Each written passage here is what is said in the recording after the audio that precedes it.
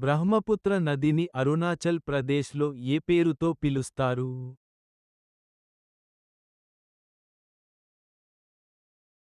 దిహాంగ్.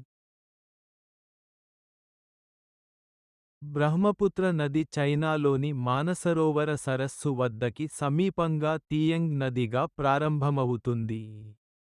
అరుణాచల్ ప్రదేశ్లోకి ప్రవేశించిన తర్వాత దీన్ని దిహాంగ్ అని పిలుస్తారు. ఆ తరువాత ఇది అస్సాంలోకి ప్రవేశించి బ్రహ్మపుత్రగా మారుతుంది. ఇది భారతదేశంలో పవిత్రమైన నదిగా భావించబడదు కానీ వ్యవసాయానికి కీలకం.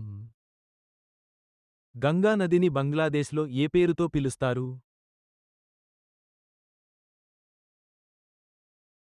పద్మా నది.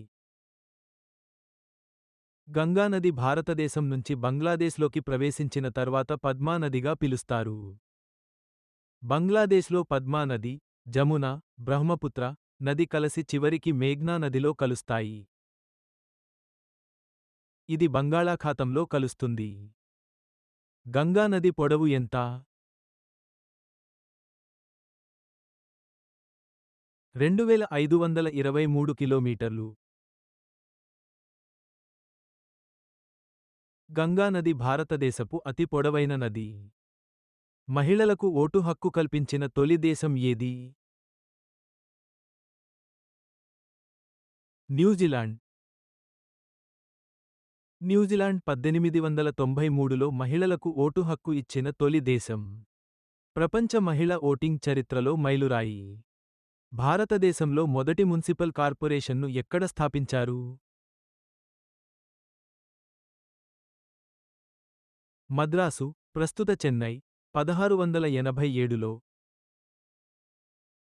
మద్రాసు మున్సిపల్ కార్పొరేషన్ భారతదేశంలోనే కాదు, ఆసియాలో మొదటిగా ఏర్పడిన మున్సిపల్ సంస్థ.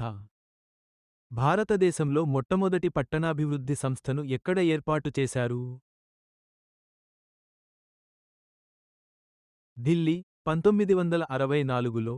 Delhi development authority, DDA. Delhi development authority భారతదేశంలో పట్టణ ప్రణాళిక, అభివృద్ధికి సంబంధించిన మొట్టమొదటి సంస్థ.